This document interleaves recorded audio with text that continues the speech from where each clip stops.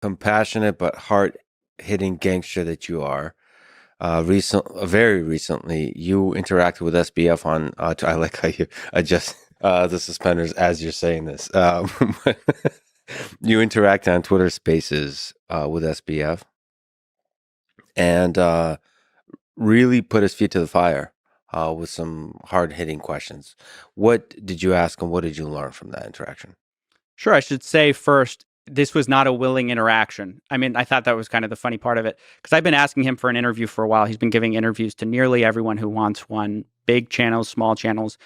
He didn't give me one, but I managed to get some by sneaking up on some Twitter Spaces and DMing the people and like being like, "Hey, can I come up?" So I didn't get him to ask everything that I wanted because he like would leave sometimes, after I asked some of the questions. But really what I asked was about this 8 billion and zooming in on the improbability of his lack of knowledge. It's sort of like if you run a company and you know the insides and outs and you're the top of your field, top in class, and all of a sudden it all goes bust and you say, I had no idea how any of this worked. Yeah. I didn't know. It's like the guy who runs Whataburger saying, I didn't know where we sourced our beef. I didn't know that's a Texas example, actually. Thank you. I appreciate that. Let's take it like worldwide. Walmart, like I didn't know we used Chinese manufacturers. It's like, that's impossible. To become Walmart, you have to know how your supply chain works. You have to know, even if you're at a high level, you know how this stuff works. Can I do a hard turn on that and go Sure. as one must to Hitler? Hitler's writing is not on any of the documents around, as far as I know, on the final solution. So in some crazy world, he could theoretically say, I didn't know anything about the death camps. So there's this plausible deniability in theory. So that most people would look at that and say, it's very unlikely. You don't know. Well, especially if all the insiders are coming out and saying, no, of course he knew. He was directing us from the top. I mean, what's interesting about the structure, and like, I love the nitty-gritty. Sorry, we're back to SBF. We went to Hitler. Sorry. Now we're back to I the wanted SBF. to turn us as fast as possible away from Hitler. So the insiders in what? Alameda Research. Alameda Research. What was interesting is that there was this sort of one-way window going on between Alameda and FTX, where FTX employees didn't know a lot of what was going on. Alameda insiders, and I would say by design, knew almost everything that was going on at FTX.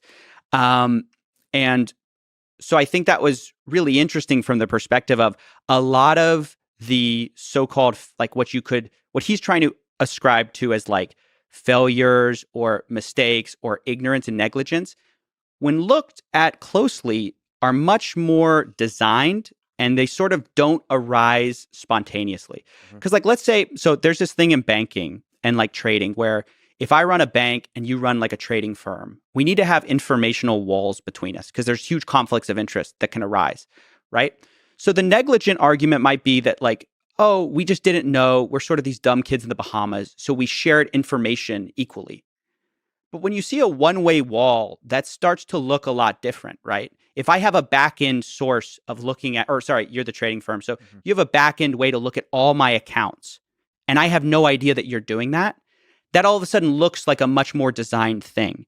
When it would be plausible, let's say, going to use another analogy too, if you're saying, look, I commingled funds because I was so bad at corporate structures, you would expect those companies to have a very simple corporate structure because you didn't know what you're doing, right?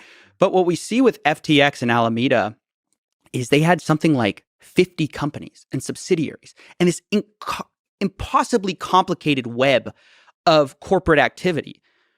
You don't get there by accident. You don't wake up and go, oh, I designed like this watch that ticked a very specific way, but it was all accidental. If you really didn't know what you were doing, you'd end up with a simple structure. So even just like from a fundamental perspective, what SBF was doing and like the activities they were engaging in were so complicated and purposely designed to obfuscate what they were doing. It's impossible to subscribe to the negligence argument. And I want to quickly say too, like, I don't think a lot of people have honed in on this. There was insider trading going on from Alameda's perspective, where they would know what coins FTX was going to list on their exchange. And there's a famous effect where, let's say you're this legitimate exchange, you list a coin, the price spikes. Insiders told me it was a regular practice for Alameda insiders to know that FTX was going to list a coin, and as a company, buy up that coin so they could sell it after it listed. And they made millions of dollars. How do you do that accidentally? Yeah, and that's illegal. Totally illegal. Right. So that's illegal from like, and if an individual does it, it's illegal, it's fraud. What if a company is systematically doing it? And you can't tell me that FTX or someone at FTX wasn't feeding that information to Alameda or somehow giving them keys to know that. And that would happen at the highest level. It would happen at SBF's level. And this is why his arguments of, I was dumb, I was naive, I was sort of ignorant, are so preposterous, because he's dumb and ignorant the second it becomes criminal to be smart and sophisticated, right? But then also coming out and talking about it, which is it's a bizarre move. It's a bizarre and almost a dark move. Can you tell the story of the 8 billion? You mentioned 8 billion. What's the 8 billion? What's the missing 8 billion? Yeah, so it's really interesting because it's sort of like wire fraud. He's sort of copping to like smaller crimes to avoid the big crime. The big crime is you knew everything and you were behind it, right? The smaller crimes are like a little wire fraud here, little wire fraud there. So what the 8 billion is that FTX didn't always have banking. It's hard to get banking as a crypto exchange. There's all these questions of like, where's the money coming from? Is it coming from money launderers? So for a variety of reasons, it's always been hard for exchanges to get bank accounts. So before, when FTX was just getting started, they didn't have a bank account. So how do you put money on FTX? Well, they would have you wire your money to their trading firm. Their wiring instructions would go to their trading firm. It's easier to get banking as a trading firm. So you'd put your money with the trading firm, and then they'd credit you the money on FTX. Okay, first of all, this is a whole circumvention of all these banking guidelines and regulations. That's the first like thing that I think is illegal. But basically what SBF argued is that there was an accounting glitch, error, problem, where when you'd send money to Alameda, even though they'd credit you on FTX, they wouldn't safeguard your deposits. Like your deposits would go into what he called a stub account, which is just like some account that's not very well labeled, kind of like a placeholder account. And he didn't realize that those were Alameda's funds, or they were playing with those funds, and that they basically should have safeguarded that for customers. That's his explanation. It's preposterous because it's $8 billion. But anyways. Just poor labeling of accounts. Of an $8 billion account. I mean, what's it's like a billion between a billion. This is like I do this all the time in this programming. is the craziest thing. Like he was talking to me, and at one point in the conversation, he's like, "Yeah, I didn't have precise because he said I didn't have knowledge of Alameda's accounts." And I said, "Well, Forbes a month ago was getting detailed accounting of Alameda," and he goes, "Oh, that wasn't detailed accounting. I just knew I was right within 10 billion or so." What is that error margin? $10 billion? For a company that is arguably never worth more than 100 million. Yeah. Probably never even worth more than 50 billion.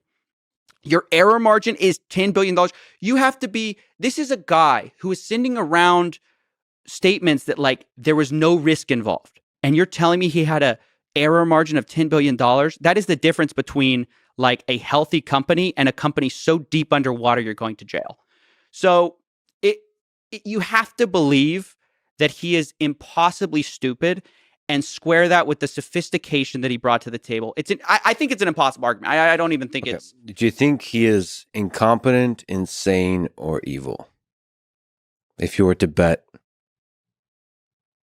money on each of those. Incompetent, insane, or evil? Insane meaning he's lying to everyone, but also to himself,